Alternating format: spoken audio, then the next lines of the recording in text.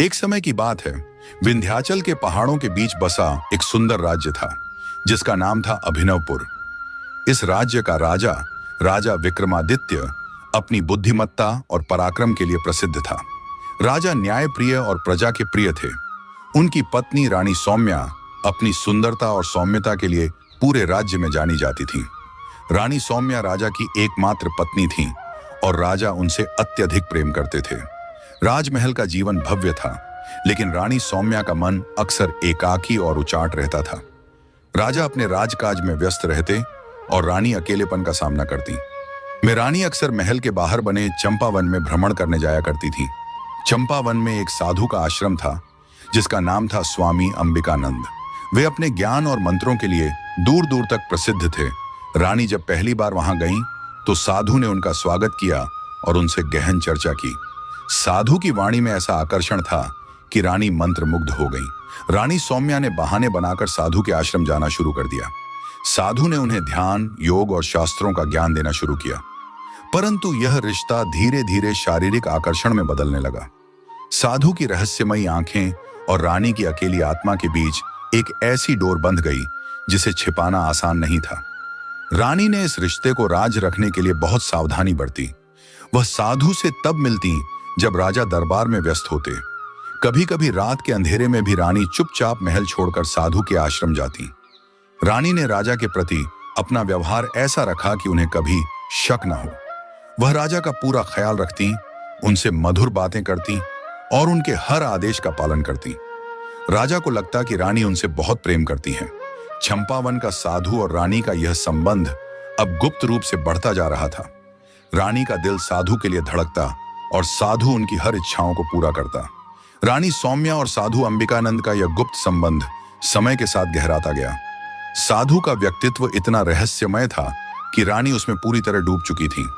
चंपावन का वह आश्रम अब रानी के लिए एक ऐसा स्थान बन गया था जहां वह अपनी सभी चिंताओं और महल के नियमों को भूल जाती थी। रानी ने महल के सेवकों को भी अपनी चालाकी से वश में कर लिया था। जब भी वह आश्रम जाने का मन बनाती, वह महल के भीतर किसी उत्सव या पूजा का आयोजन करने की योजना बना देती। सेवक और मंत्री उसी में व्यस्त रहते और रानी साधु से मिलने के लिए चुपचाप निकल जाती।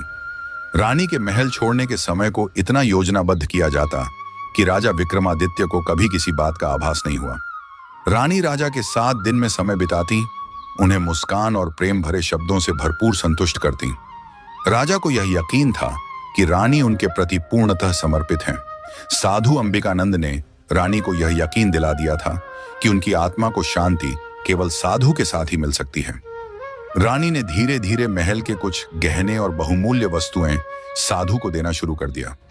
वह साधु के लिए अनमोल चीजें लेकर आती और बदले में साधु से मंत्रों और रहस्यमयी शक्तियों का ज्ञान प्राप्त करती।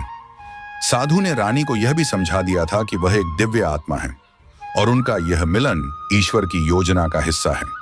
रानी ने अब पूरी तरह से साधु पर विश्वास करना शुरू कर दिया था।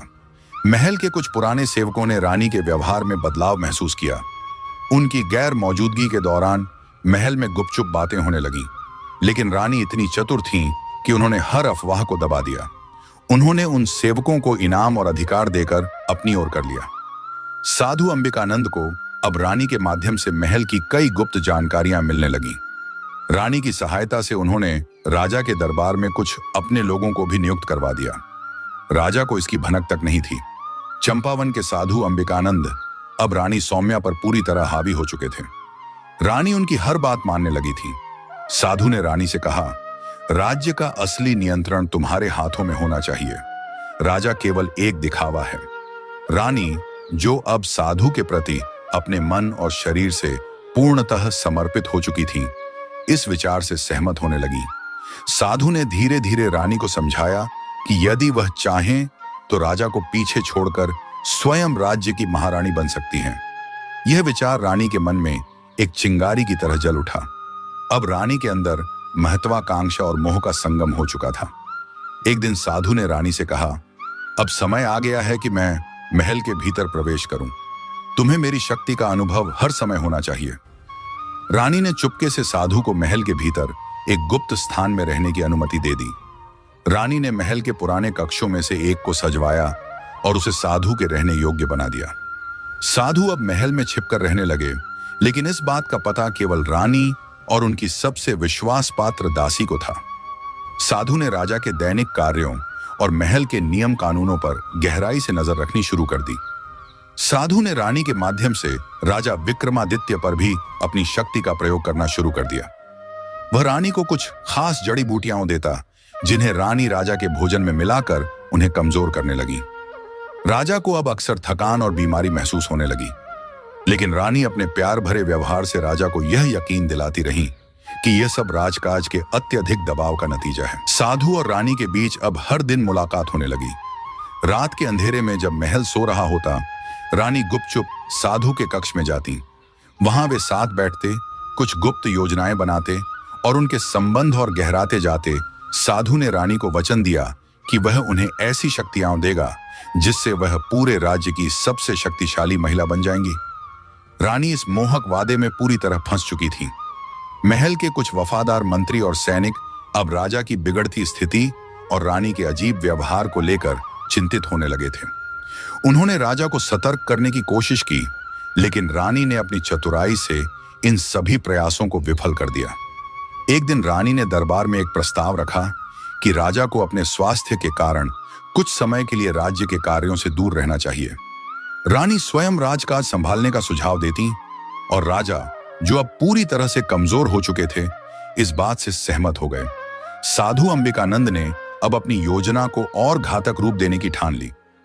रानी के माध्यम से वह राज्य के प्रशासन पर नियंत्रण स्थापित करना चाहता था। उसने रानी से कहा, राजा का पूरी तरह से हट जाना जरूरी है।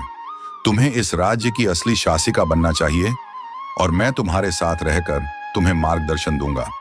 रानी, जो अब पूरी तरह से साधु के जाल में फंस चुकी थी, इस बात के लिए तैयार हो गई। साधु ने एक गुप्त योजना बनाई कि राजा विक्रमादित्य को धीरे धीरे समाप्त किया जाए। इसके लिए उसने रानी को कुछ खास जड़ी बूटियां दी, जिन्हें राजा के भोजन में मिलाना था। ये जड़ी बूटियां ऐसी थीं कि राजा की हालत दिन ब दिन बिगड़ने लगे, लेकिन किसी को भी संदेह न हो। साधु ने रानी को यह भी समझाया था कि अगर वह राजा को पूरी तरह से खत्म करना चाहती है, तो उसे एक विशेष तंत्र मंत्र का पालन करना होगा, जिसमें राजा का आत्मा रानी और साधु के अधीन आ जाएगा। यह तंत्र रानी को राजकाज की पूरी शक्ति दे देगा। रानी, जो अब अपने विश्वास में पूरी तरह से साधु के साथ थी, यह तंत्र शुरू करने को तैयार थी। लेकिन राजा विक्रमादित्य के बारे में अब एक और सत्य सामने आया, जो सभी को चौंका देने वाला था। राजा ने महेश्वर से कहा, महेश्वर, मेरे जीवन की अब कोई उम्मीद नहीं बची, लेकिन मैं चाहता हूं कि यह साजिश तुम्हारे सामने पूरी तरह से सामने आए और इसके लिए जो भी कदम उठाना पड़े वह उठाओ। राजा विक्रमादित्य ने अपनी आखिरी शक्ति से महेश्वर को आदेश दिया कि वह साधु और रानी की साजिश को उजागर करने के लिए पूरी तरह से तैयार हो। महेश्वर ने साधु के जाल को तोड़ने की ठानी। साधु अंबिकानंद और रानी सौम्या की साजिश अब अपने अंतिम चरण में पहुंच चुकी थी। रानी, जो अब पूरी तरह से साधु के प्रभाव में आ चुकी थी, उसे राजा से कोई संबंध नहीं, बल्कि सिर्फ साधु के साथ ही एक नई शक्ति का आभास हो रहा था। एक दिन साधु ने रानी से कहा, तुम्हारी शक्ति को अब और अधिक बढ़ाने का समय आ गया है। तुम्हारा जीवन अब केवल मेरा ही है और हमारे बीच एक और संबंध बनना चाहिए। रानी, जो साधु की बातों और शक्तियों से पूरी तरह घिरी हुई थी, उसकी बातों में आ गई। साधु ने रानी से कहा कि यह गर्भवती होना ही उनकी योजना का हिस्सा है, ताकि उनके रिश्ते को और भी पवित्र किया जा सके और वह राजा की शक्ति से भी ऊपर उठ सके। साधु ने अपनी तंत्र मंत्र की शक्तियों का उपयोग करके रानी को गर्भवती कर दिया, जिससे उनका संबंध और गहरा हो गया। रानी को अब यह यकीन था कि साधु का बच्चा न केवल दिव्य होगा, बल्कि वह अपने साम्राज्य को नियंत्रित करने के लिए राजा विक्रमादित्य से भी अधिक ताकतवर होगा। इस योजना के पीछे एक गहरी साजिश छिपी थी, जिसमें साधु और रानी दोनों ही राजा को हराने के बाद अपने बच्चे को राज्य का अगला शासक बनाना चाहते थे। राजा विक्रमादित्य, जो अब कमजोर और बीमार हो चुके थे, धीरे धीरे महसूस करने लगे कि रानी का व्यवहार बदल चुका है। राजा को यह भी आभास हुआ कि रानी के अंदर कोई गहरी चिंता और चालाकी छिपी हुई है। एक दिन राजा ने महेश्वर से कहा, महेश्वर, मुझे लगता है कि रानी मुझसे कुछ छिपा रही है। मैं यह नहीं जान पा रहा कि वह क्यों बदल गई है। लेकिन अब मुझे महसूस हो रहा है कि वह साधु अंबिकानंद के साथ कुछ गहरे संबंध में है। महेश्वर ने राजा से कहा, महाराज, मैं आपको पूरी सच्चाई बताऊंगा। रानी और साधु के बीच एक गुप्त संबंध है और अब यह बात और भी बढ़ गई है। रानी साधु से गर्भवती हो चुकी है और यह सब कुछ उसी की साजिश का हिस्सा है। राजा विक्रमादित्य को यह सुनकर जोर का झटका लगा। वह यह समझ गए थे कि रानी और साधु के बीच कुछ बड़ा चल रहा है और अब उनकी हालत इतनी खराब हो चुकी थी कि वह किसी बड़े कदम नहीं उठा पा रहे थे। राजमहल में कुछ लोग अब रानी और साधु की गतिविधियों के बारे में जानने लगे थे। एक गुप्तचर जो महल के भीतर हमेशा छुपकर काम करता था, ने एक दिन रानी और साधु की एक मुलाकात को देखा। गुप्तचर ने रानी और साधु को एकांत में बात करते हुए सुना। वे दोनों एक साथ बैठकर अपने भविष्य के बारे में योजना बना रहे थे, जिसमें रानी के गर्भवती होने का मुद्दा प्रमुख था। गुप्तचर ने जो सुना उसे वह तुरंत महेश्वर को सूचित करने के लिए महल में भेज दिया। महेश्वर ने उस सूचना को राजा विक्रमादित्य तक पहुंचाया और राजा को पूरी सच्चाई का पता चला। गुप्तचर ने राजा से कहा, महाराज, मैंने सुना है कि रानी और साधु का एक गुप्त संबंध है और रानी अब साधु से गर्भवती हो चुकी है। यह बच्चा केवल साधु का नहीं बल्कि राज्य की सत्ता और शक्ति का प्रतीक बनेगा। राजा विक्रमादित्य अब पूरी तरह से टूट चुके थे। उनकी मानसिक स्थिति इतनी बिगड़ चुकी थी कि वह इस हालात को सहन नहीं कर पा रहे थे। राजा विक्रमादित्य के दिल में अब केवल एक ख्याल था, क्या वह अपने राज्य को फिर से उसी तरीके से संभाल पाएंगे जैसे पहले करते थे? लेकिन राजा का संदेह अब पूरी तरह से सही साबित हो चुका था। राजा विक्रमादित्य, जो अब पूरी तरह से अपने राज्य और अपनी पत्नी की साजिश के बारे में जान चुके थे, ने इस जानकारी को अपने दिल में छिपा रखा। वह यह नहीं चाहते थे कि प्रजा और महल के अन्य लोग इस सच्चाई को जानें, क्योंकि इससे राज्य में अराजकता फैल सकती थी।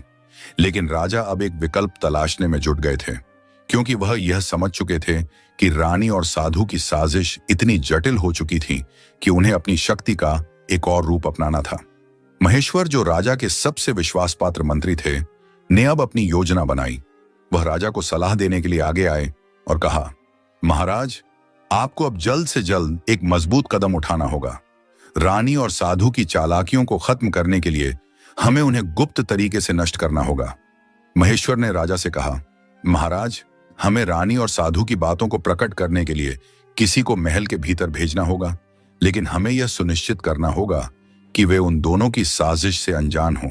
हमें उनके आत्मविश्वास को तोड़ने के लिए यह कदम उठाना होगा। राजा विक्रमादित्य ने महेश्वर की बातों को सुना और उनकी योजना को स्वीकार कर लिया। अब महेश्वर ने महल के अंदर एक और गुप्तचर तैनात किया, जो रानी और साधु की गतिविधियों पर निगरानी रखेगा। साधु अंबिकानंद और रानी सौम्या की साजिश अब और भी गहरी हो चुकी थी। रानी ने अपने गर्भवती होने की बात साधु से बार बार छिपाई नहीं, बल्कि वह इसे एक प्रतीक मानने लगी कि वह सत्ता की उच्चतम कुर्सी तक पहुंचने वाली है। साधु ने उसे और भरोसा दिलाया कि उनका बच्चा सिर्फ उनका नहीं बल्कि इस राज्य का भविष्य होगा। वह दोनों अब मिलकर राज्य पर कब्जा करने के लिए और भी घातक कदम उठाने की योजना बना रहे थे।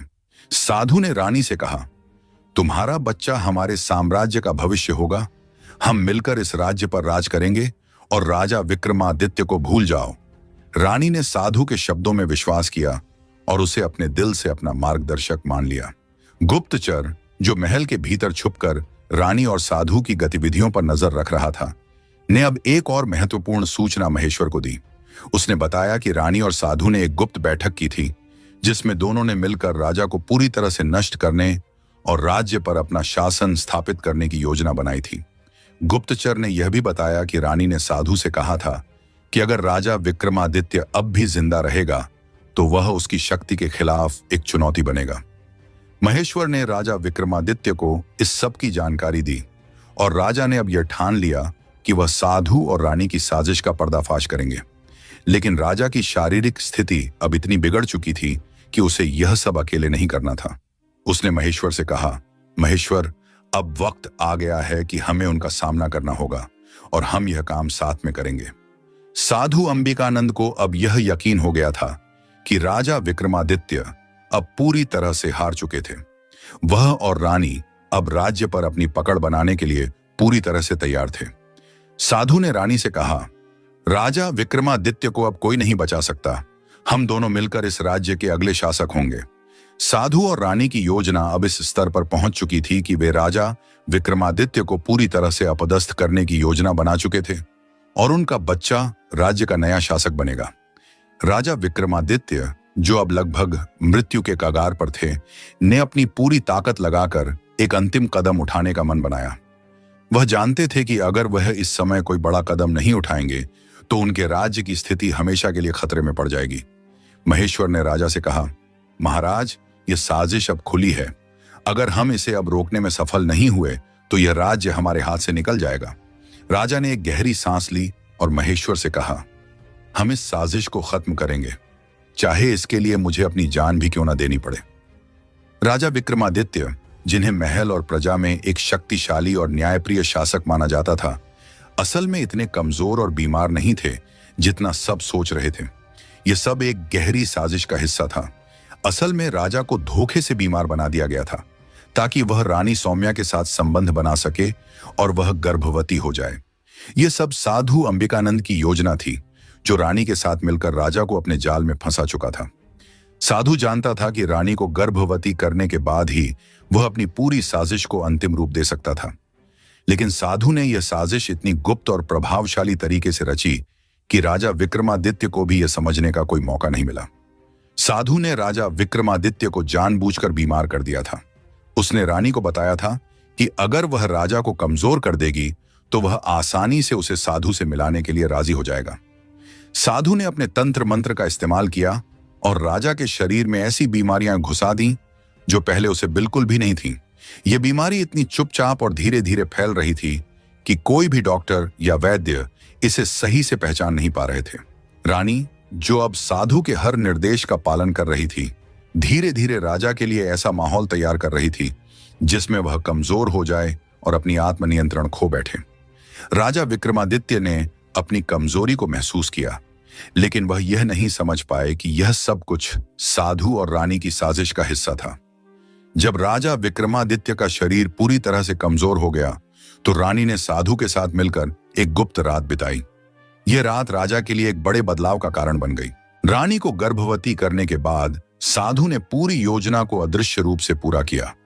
कोई भी नहीं जानता था कि रानी और साधु के बीच यह घटना घटित हो चुकी थी, क्योंकि रानी ने इसे एक गहरी रहस्य की तरह रखा था। साधु ने रानी से कहा, अब तुम पूरी तरह से हमारे साथ हो। तुम्हारा बच्चा हमारी साजिश का सबसे अहम हिस्सा बनेगा। अब तुम और मैं मिलकर इस राज्य को अपने अधीन करेंगे। रानी, जो पहले ही साधु के जाल में फंसी हुई थी, अब पूरी तरह से उसकी बातों पर विश्वास करने लगी। उसने साधु को वचन दिया कि वह अपने बच्चे को राज्य की पूरी सत्ता सौंपेगी ताकि वे दोनों इस राज्य को अपने नियंत्रण में ला सके। राजा विक्रमादित्य, जो अब पूरी तरह से कमजोर और असमर्थ हो चुके थे, अचानक एक दिन महेश्वर से मिलने आए और कहा, महेश्वर, मुझे लगता है कि कुछ गड़बड़ है। मैं पहले जैसा शक्तिशाली नहीं महसूस कर रहा हूं और मुझे डर है कि कोई मेरे खिलाफ साजिश कर रहा है। महेश्वर, जो अब पूरी सच्चाई जान चुका था, राजा से सच्चाई कहने का साहस नहीं जुटा पा रहा था, लेकिन राजा के संदेह को देखते हुए महेश्वर ने धीरे धीरे राजा को यह बताने की योजना बनाई कि यह सब कुछ एक गहरी साजिश का हिस्सा था। एक रात महल के गुप्तचर ने रानी और साधु की एक गुप्त बैठक देखी। इस बैठक में दोनों अपनी भविष्यवाणियों और योजनाओं को लेकर चर्चा कर रहे थे। गुप्तचर ने सुना कि रानी ने साधु से कहा, राजा विक्रमादित्य अब हमसे कुछ भी नहीं कर सकता। मैं अब पूरी तरह से तुम्हारी ओर से हूं और मेरा बच्चा हमारे राज्य का भविष्य बनेगा। गुप्तचर ने यह सब महेश्वर को बताया और महेश्वर ने तुरंत राजा को सच बताने का निर्णय लिया। राजा विक्रमादित्य अब पूरी तरह से जान गए थे कि उन्हें सिर्फ एक भयानक साजिश का हिस्सा बना दिया गया था, जिसमें उनकी कमजोरी और रानी की गर्भवती होने की योजना थी। राजा विक्रमादित्य ने अब पूरी सच्चाई जान ली थी। उन्होंने महेश्वर से कहा, महेश्वर, यह साजिश इतनी गहरी है कि अब हमें इसे तुरंत खत्म करना होगा। मुझे अपनी शक्तियों को फिर से जागृत करना होगा। हमें इस रहस्य को उजागर करना होगा और साधु और रानी को उनके हर कदम के लिए सजा दिलवानी होगी। राजा विक्रमादित्य अब पूरी तरह से सच्चाई जान चुके थे और उनका संकल्प मजबूत हो गया था। वह जानते थे कि यह समय उनके लिए सबसे कठिन है, लेकिन अगर उन्होंने इस समय का सही तरीके से सामना किया तो वह न सिर्फ अपनी खोई हुई ताकत को वापस पा सकते थे, बल्कि राज्य पर साधु और रानी की साजिश का पर्दाफाश भी कर सकते थे। राजा ने महेश्वर से कहा, महेश्वर, मैं अब अपनी खोई हुई शक्ति को फिर से महसूस करना चाहता हूं।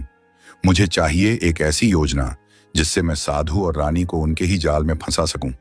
हम उन्हें यह समझाने देंगे कि अब वह हमें हरा चुके हैं, लेकिन हम असल में उन्हें उनके ही खेल में मात देंगे।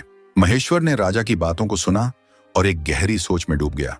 उसने धीरे से कहा, महाराज, आपकी स्थिति इतनी नाजुक है कि हमें एक खास प्रकार की रणनीति की जरूरत होगी। हमें पहले उन्हें यह विश्वास दिलाना होगा कि आप पूरी तरह से हार चुके हैं। इसके बाद जब वे अपनी पूरी शक्ति दिखा रहे होंगे, तभी हमें उनका सामना करना होगा। राजा विक्रमादित्य ने महेश्वर की सलाह पर अमल करना शुरू किया। उन्होंने अपने राजमहल में उन सभी प्रमुख मंत्रियों और सैन्य अधिकारियों को बुलाया जिनसे वह विश्वास रखते थे। उन्हें यह योजना दी कि वे सभी राजमहल की सुरक्षा बढ़ा लें और ध्यान रखें कि साधु और रानी के बीच कोई भी संदिग्ध गतिविधि न हो। राजा ने अपने दरबार में एक अफवाह फैलाना शुरू किया कि वह अब अपनी बीमारी से पूरी तरह से जूझ नहीं पा रहे हैं और जल्द ही उनका अंतिम समय आ सकता है। इस अफवाह ने राज्य भर में हलचल मचा दी। राजा विक्रमादित्य का यह कदम काफी चतुराई से उठाया गया था। उन्होंने जानबूझकर अपनी स्थिति को कमजोर दिखाया ताकि रानी और साधु यह सोचने लगे कि उनका विजय हासिल करना आसान हो गया है। साधु और रानी अब अपने लक्ष्य के बहुत करीब महसूस करने लगे थे। रानी, जो गर्भवती होने के बाद राजा से पूरी तरह से दूर हो चुकी थी, अब अपनी पूरी ताकत साधु के साथ मिलकर राज्य पर कब्जा करने में लगा रही थी। साधु ने रानी से कहा, अब हम सब कुछ अपनी मुट्ठी में करेंगे।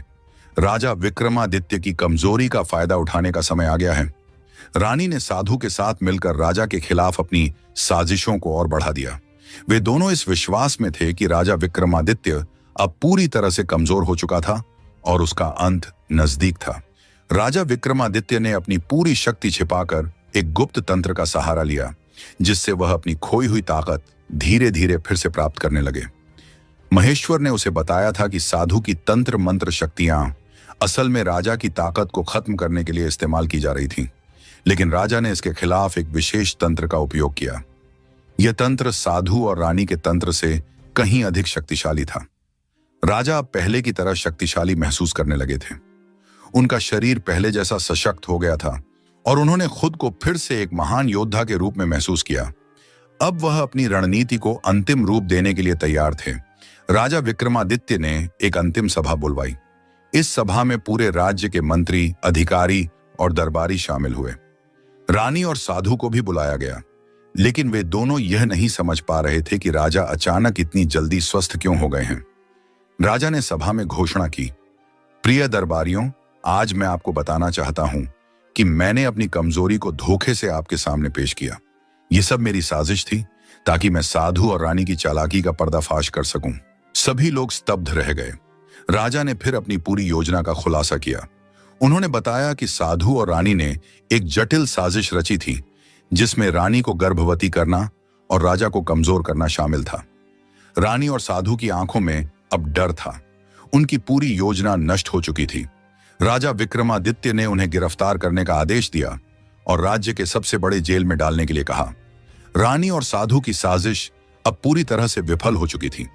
सभी दरबारी राजा की बुद्धिमत्ता और धैर्य की सराहना करने लगे। उन्होंने महसूस किया कि राजा विक्रमादित्य ने अपनी शक्ति और साहस को सही समय पर जागृत किया, जिससे वह अपनी राज्य सत्ता को बचा सके। राजा ने कहा, मैंने कभी नहीं सोचा था कि मेरी रानी और एक साधु मेरे खिलाफ इतने बड़े जाल का हिस्सा बनेंगे, लेकिन अब यह समय है कि हम अपने राज्य की सुरक्षा को और मजबूत करें और ऐसे लोगों को कभी भी हमारे राज्य के भीतर घुसने का मौका न दें। राजा विक्रमादित्य की महल में उद्घोषणा ने दरबारियों को स्तब्ध कर दिया था। साधु और रानी, जिन्हें अब अपनी साजिश का पर्दाफाश होने का डर था, महल में बुरी तरह से घबराए हुए थे। साधु ने भागने की कोशिश की, लेकिन महेश्वर और सैनिकों ने उसे पकड़ लिया। रानी भी चुपचाप अपने अपराध स्वीकार नहीं कर पा रही थी। अब वह समझ चुकी थी कि उसे भी राजा के सामने जवाब देना होगा। राजा ने दोनों को सामने लाकर कहा, साधु अंबिकानंद और रानी सौम्या, तुम्हारी साजिशें न केवल मेरी परंतु इस राज्य की सभ्यता और प्रतिष्ठा के खिलाफ थीं। तुमने मुझे और मेरी प्रजा को धोखा दिया। अब तुम्हें इसका खामियाजा भुगतना होगा। राजा ने आदेश दिया कि साधु को राज्य के बाहर के जंगल में निर्वासित कर दिया जाए, जहां वह तंत्र मंत्र के प्रयोग से अपनी शक्तियों का कोई उपयोग न कर सके। वहीं रानी को महल में बंदी बना लिया गया, लेकिन उसकी सजा और भी कड़ी थी। उसे अपने कृत्यों के लिए राजा के सामने सार्वजनिक रूप से माफी मांगनी पड़ी। रानी ने अपने कृत्य पर गहरी शर्मिंदगी महसूस की। वह राजा के सामने आई और कहा, महाराज, मैंने आपकी उपेक्षा की और साधु के जाल में फंसकर राज्य के खिलाफ साजिश रच डाली। मैं अब समझ चुकी हूं कि यह मेरी सबसे बड़ी भूल थी। कृपया मुझे मेरी गलती का प्रायश्चित करने का अवसर दें। राजा विक्रमादित्य, जो अब पहले से कहीं ज्यादा समझदार और धैर्यवान हो चुके थे, ने रानी को क्षमा करने का निर्णय लिया। हालांकि रानी की सजा यह थी कि उसे पूरी तरह से तंत्र मंत्र से दूर रखा जाएगा और उसे राज्य की महिलाओं को शिक्षा देने का काम सौंपा जाएगा, ताकि वह अपनी गलतियों से सीखे और राज्य की भलाई में योगदान कर सके। राजा ने कहा, तुमसे बड़ी भूल हुई है, लेकिन अब तुम्हारे पास एक अवसर है अपनी स्थिति को सुधारने का।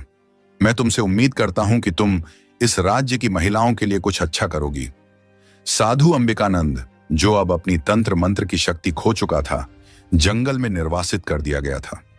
वह इस सजा को अपनी हार मानकर स्वीकार कर चुका था, लेकिन वह जानता था कि वह कभी भी वापस अपनी शक्तियों को प्राप्त नहीं कर सकता था।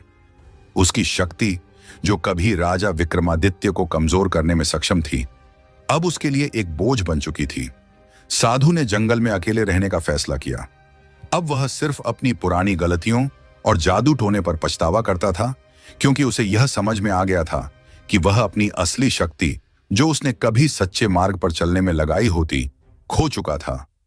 राजा विक्रमादित्य ने अपनी ताकत फिर से प्राप्त कर ली थी और राज्य में शांति और समृद्धि लाने के लिए कई सुधारात्मक कदम उठाए।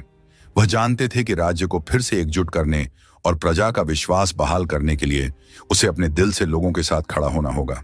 राजा ने महेश्वर को बुलाकर कहा, हमने अपनी सबसे बड़ी साजिश को नष्ट किया, लेकिन अब हमें आगे बढ़कर राज्य को सुधारने के लिए एक नई शुरुआत करनी होगी।